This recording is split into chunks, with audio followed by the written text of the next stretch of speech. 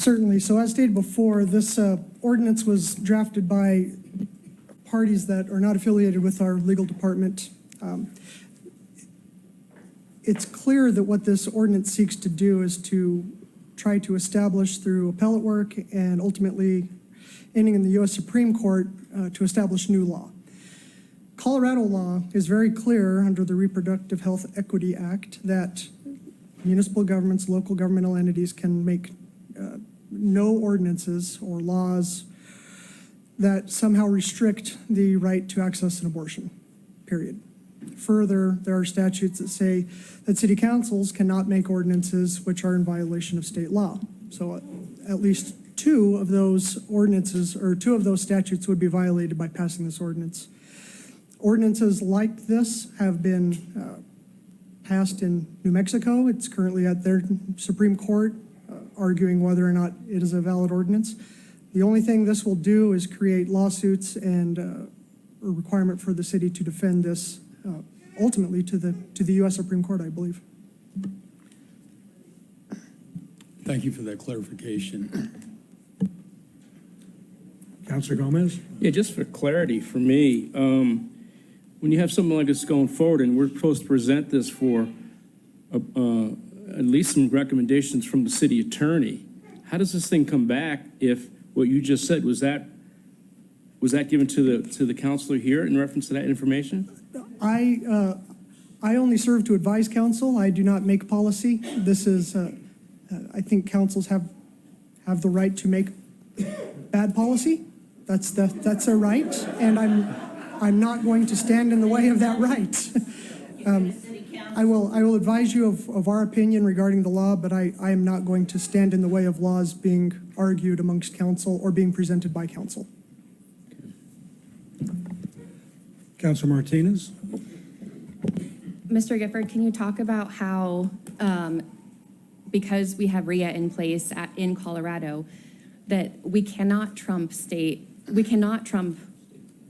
state cannot trump, hold on.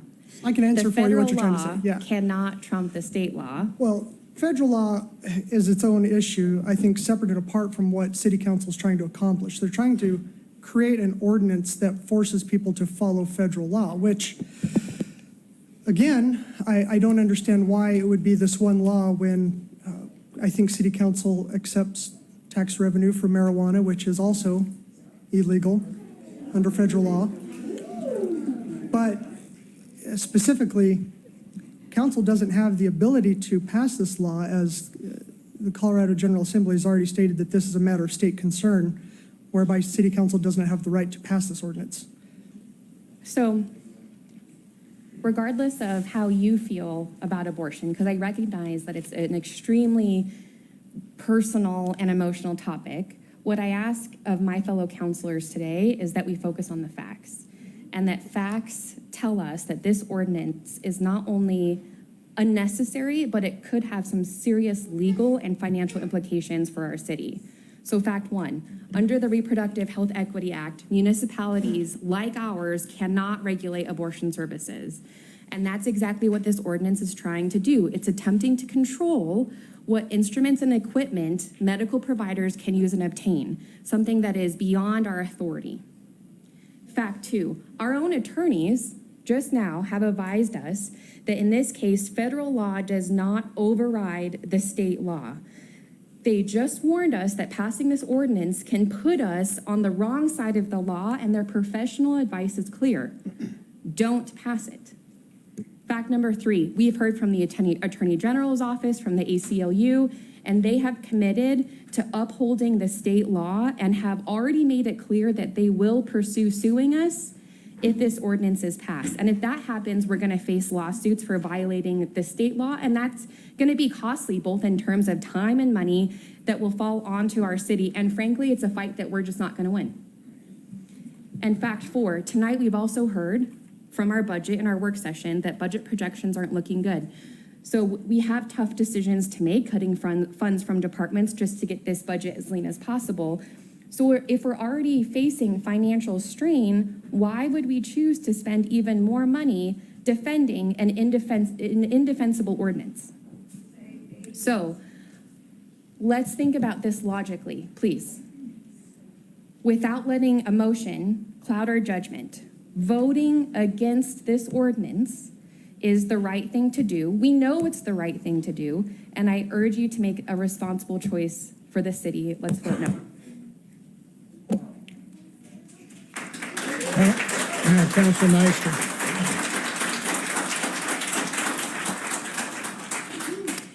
2 years ago, I brought this same ordinance forward, and Mr. Kogosic accepted the ordinance as to legal form, even when there was some criticism of it from people on council.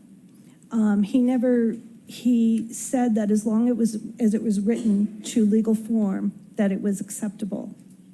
I know you're a whole new thing. His background paper specifically said that they did not recommend passing the ordinance.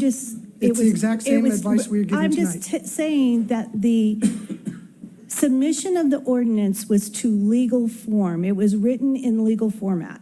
That's what I'm saying, okay? So what I am,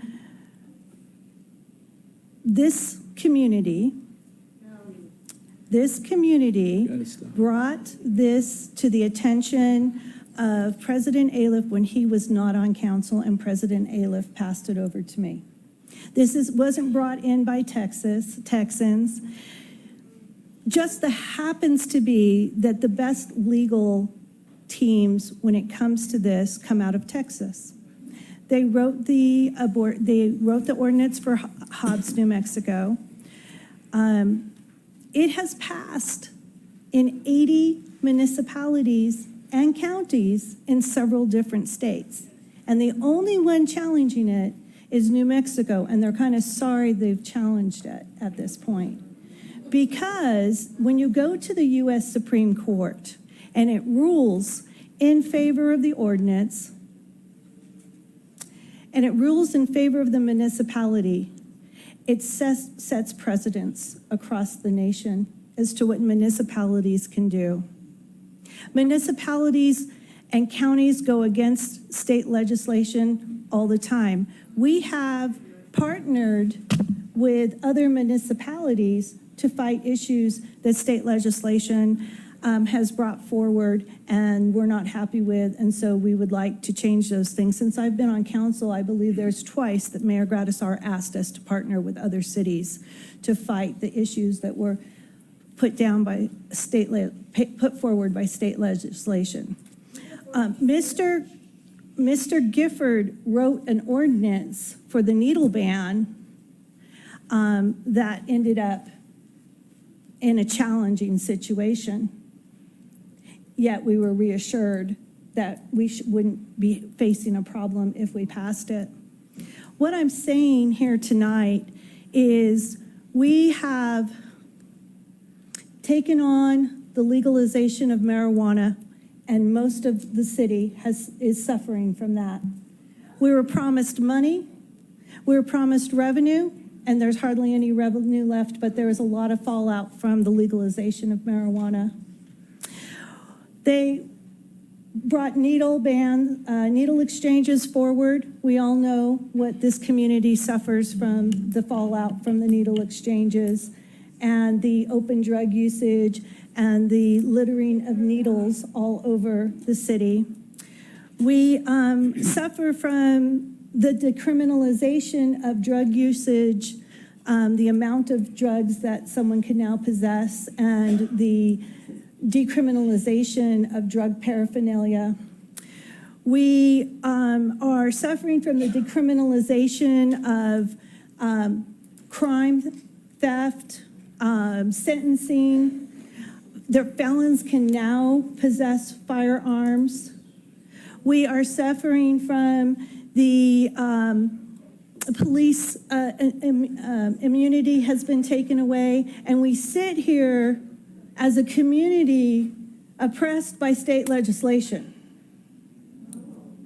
And we are now having to look at another, now we have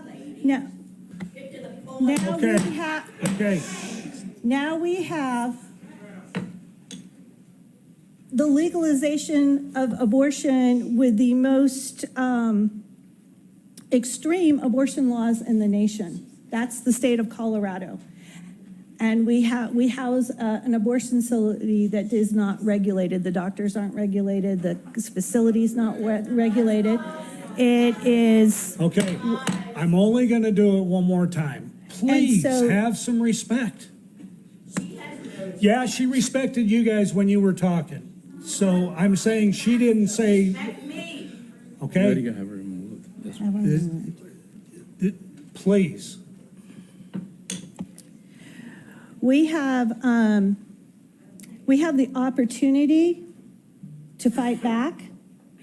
We have the opportunity with some being represented by some of the best legal in the United States to cover us on this. And when it comes to leaders in this community, we need to be concerned. If we're going to be concerned about the environmental health through the no camping ban, if we are going to, and also the health of those who are living in the squalor of the camps, and if we're going to be concerned about the motels and regulating the motels within our power to keep them clean, to keep healthy environments for this city, then we should be concerned about the health and safety of women. And we should be able to say that, you know, we're not trying to make abortion illegal in the state of Colorado. We're just stating that we don't want that in our community until they clean it up. And so this is an opportunity. The ACLU should not dictate anybody's life within their community. This is our community. This is Pueblo, Colorado. And so I'm not bullied by the ACLU, you know, and if we have the opportunity to have the representation of one of the best legal firms in the nation to fight back, it's about time we take on the battle and fight back and punch back the ACLU for getting in our business. And it's about time we fight back against the state for oppressing our community with bad, irresponsible policies. And now is the time to not be tread on by bad policies and bad legislation and clean up our city. We want to keep our city clean. We want to make a healthy environment for our families and for the community here. We want health and safety for women. We want it for children. We want it for everyone. And so if they want to perform abortions and abortion wants to be legal in the state of Colorado, they've been going to Colorado Springs all these years if they've needed something, and it could stay there. That's not coming from me personally. That comes from an entire group in our community, a large group. The numbers were very close when it came to the last abortion issue on the ballot, and there were 3,600 undervotes, and there was only 77% of the vote from Pueblo, and so we don't really know how it was too close to really call it for what it is. And are we going to continue with this? We have an opportunity to be represented and fight back, or are we going to sit back and we're going to sit here because I know, like with. And Mayor Graham could say that's all we've been threatened by since we've been on council is the ACLU and being sued for saying something. Grants Pass, Oregon is a great example of fighting back against your state all the way to the Supreme Court so you could keep your community clean. We can't afford it. And as far as what we can afford and what we can't afford, you know, I haven't passed the budget. I have not voted to pass the budget for the past 2 years I've been on council. It wasn't going to take for tonight for me to see that we were going to be broke. You could anticipate it back then that we were going to eventually be running into the red, even further than what we are. So it's not of news to me tonight that Pueblo, Colorado is suffering from some financial issues. We've been suffering from financial issues for the last 2 years that I've been on council. And prior to that, if you look at all the previous records. So the other thing too is This community voted in a new council for change because they were tired of the crime, they were tired of the safety issues, they were tired of the needles, the homeless, and all of that to clean up. And that's why it's back here, because they have the opportunity. I know that the people who supported me and are asking me to do this also supported members and voted for them to get on this council to represent their values and issues also. So I just want the council to keep that in mind. And like I said, I'm not bullied by any of you. You can put on Facebook everything you want. I'm not bullied by any of you. And I'm not going to stand down. And for Mr. Martinez,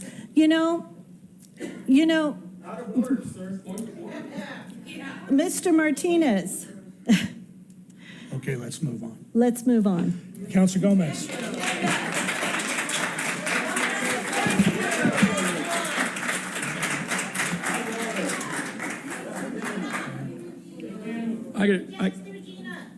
Come on, Mark, I know you're a lot better than this. She was calling me out. You know what? Don't address us until you're addressed. Okay, that's the second time. Next time I'm clearing chambers. Please, just be respectful. It's all I've asked. I've sat up here for, hour and a half, and the last hour, all I've asked is be respectful.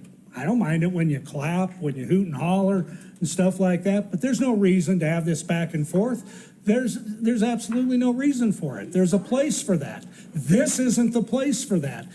If this moves forward, you'll have plenty of opportunity to come back to council and give your testimony and tell us how you feel. We're literally trying to decide whether we're going to move this to a second reading. We're not voting on this tonight, just on whether we're going to move it to the second meeting. So I appreciate all the passion. I appreciate everybody's desire to have it go their way, but yelling at us isn't going to help you. Councilor Gomez. Yeah, and for what it's worth, I just want to say for me personally, other folks might look at this as another angle to try to get around it. And I strongly believe I'm pro-life, but I'll tell you, as far as I'm concerned, it doesn't matter how I stand on it. It's state law. And if we don't recognize that, it's state law. And if you look at the way the makeup of the state representatives, and it's majority-wise, it's way to the left. We know that. And we're going to see challenges like we've never seen before. I am tired of taking and not accepting things that are hard to swallow. A lot of people around the United States had to swallow Roe versus Wade coming back to the States. I got it. It was hurtful to a lot of people. This is hurtful to some of us. So I'm just saying, for me, it's state law. There's very little that we can do, and I'm going to support state law. Thank you.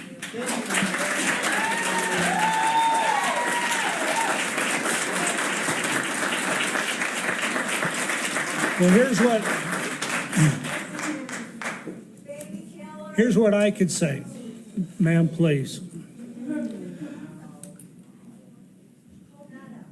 Nothing worth fighting for comes easy. There's literally, history is littered with people who stand up to government and say, come on, you can't do this to us. When Pueblo being a home rule city ought to have the right to determine what happens within our community. We should not be governed by what the state says, by a completely uneven, unbelievable legislature and Senate literally telling us how we have to operate in the city of Pueblo. That's not right. We ought to have autonomy to run our community like we want to run our community. It's easy to say that this isn't worth fighting for. It's easy to say that, oh my gosh, you're going to get sued. Oh my gosh, this is going to be terrible and whatever. But believe me, if it was something that you were passionate about, you'd want me to fight for it. You'd want me to say, I'm not going to stand for them coming down to Pueblo and telling us how we have to run our community. There's plenty of support plenty of support for this ordinance. And we're going to find that out in 2 weeks when it comes to second reading and we have a public hearing and people get to come up here and testify and give it. I don't care if we stay till 4 or 5 o'clock in the morning. You know how I run this. Everybody gets to speak. Everybody gets to say their piece. And then city council makes a decision on how they're going to move forward. But to just try and kill it before the community gets to speak is ridiculous. Literally, the community should be able to speak, both sides of the community. You're so mad because city council's going to make this decision. Well, I don't take it lightly. I think I need to hear from the community and have a public hearing and listen to people line up and tell me their reasons why they're either for it or against it. But if you don't like that type of government, I can understand that too. Maybe there's a different type of government that you'd like to see. But I believe in a government by the people.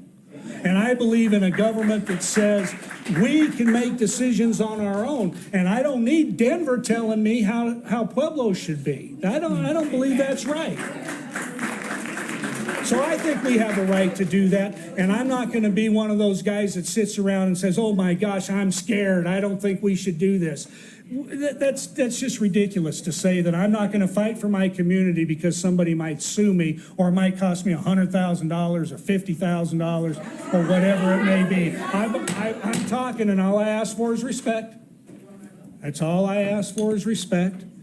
So the thing before us tonight is whether we move it forward to have a public hearing. It's not to say we approve it and we think that this is the greatest thing since sliced bread. It's letting the community come to us in a public hearing, listen to the testimony, and then making a decision. Killing it tonight just takes away that whole process, and that isn't America, and that ain't a Pueblo that I want to live in. So we have, is there anybody else that has anything? Councilor Flores. Yeah, I'm going to be very brief, and that is, it's also wrong for this council to let anybody believe, okay, that we have the authority to do this. To give people hope on either side, I think is wrong, and we're going to have to go through this exercise. We're going to lose at the end, and I think that it's just as wrong in getting everybody involved and have their say-so, but to really make people believe that the hearing in 2 weeks from now is really going to, if the abortion issue passes, to let those people believe that that really means something is totally just as wrong as to having the public hearing. And we all know that we're going to have to go through this thing, through this whole thing. We've been through it once before, and we had the public come into chambers, and it was acrimony from the minute we got in here till the end. And you had people that don't respect the process. But I think it's just as wrong to move this forward and let people believe that we have the authority up here to do this. I think that I'll close with that. So is that the government that we want? This is all I'm going to close with that. Is this the government that we want? A government that doesn't fight. A government that doesn't want to fight for anybody. And I'm so glad that we have such experts that should probably be on the Supreme Court, because they know exactly how things are going to turn out. They know exactly how laws are going to turn out and what's going to happen, and opinions of district judges, opinions of state Supreme judges, opinions of federal Supreme judges. They literally don't know that.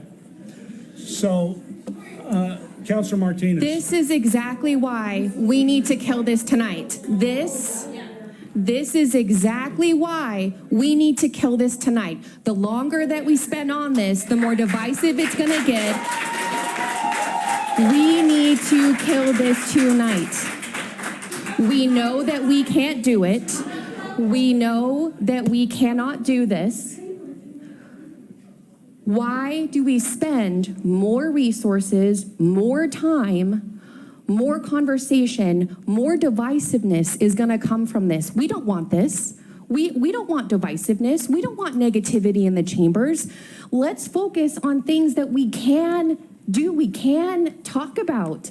Our budget, fixing our streets, homelessness. I don't want any more divisiveness in these chambers. This is why we have to kill it tonight, please. Councilor Maestri. We've had divisiveness on many issues, but we have to follow through with the issues. And, I guess we can't have hope, but I do think about Grants Pass, Oregon, and what they did. And they went against the state, and they went all the way to the Supreme Court. And for that, we are able to clean up our community from the pollution, of the environmental damage that are caused by the homeless camps, and keep our community healthy and clean. Councilor Latino. I just like to say, basically, let's think about, again, what that young man had to say in the back over there, okay? Okay? Let me finish, would you please? Be respectful of me. I'm being respectful of you.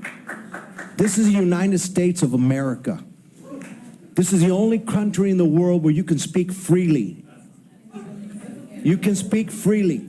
We don't have to agree. We can agree to disagree, and we can still be friends. This is the United States of America. De Crèvecoeur said, when the French dedicated the Statue of Liberty to this country, what makes America great is its many cultures and its many ethnicities. Again, I respect both sides. Do I agree with both sides in terms of my own personal point of view? We've had 65 million abortions in this country since Roe versus Wade. Okay, 65 million abortions. When all you have to do as an individual is say yes or no in terms of when you're going to do the intimate thing, to be respectful. Again, I have a right to say what I need to say. You don't have to like it, but I have a right to say that. Thank you. Mr. Clerk, do you have a clarification to make? Yes, Mr. President, I just want to do clarification.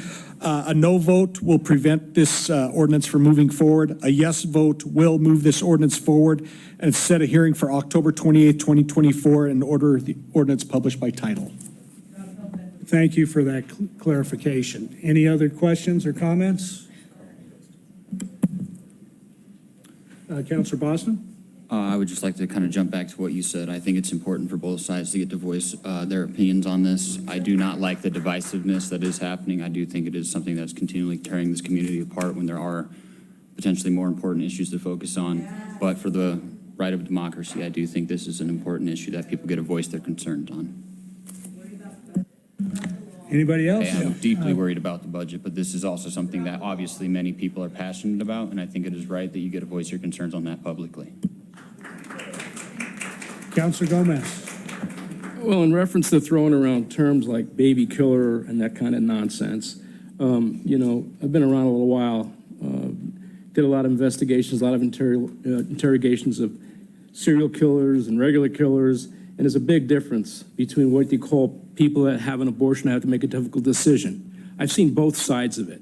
And when that time comes up every year, at the very least, that's a reminder for them, and it hurts. I've known people that have gone through this. But if you try to equate a serial killer with somebody who's having an abortion, you're nuts. That's just my opinion. But like I've said, I'm strongly for pro-life, but we have to be honest. You're not going to get everything you want on every single vote from this council. None of us are intimidated. Not anybody on this dais that I've talked to is intimidated by any of it. So for me, I've made my decision, and that's how I'm going to stand. Thank you. Thank you. Any other questions, comments?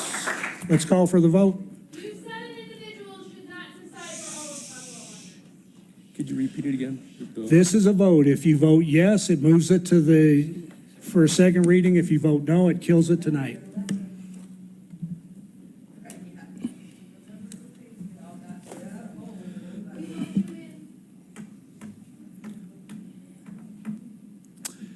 It fails 4-3.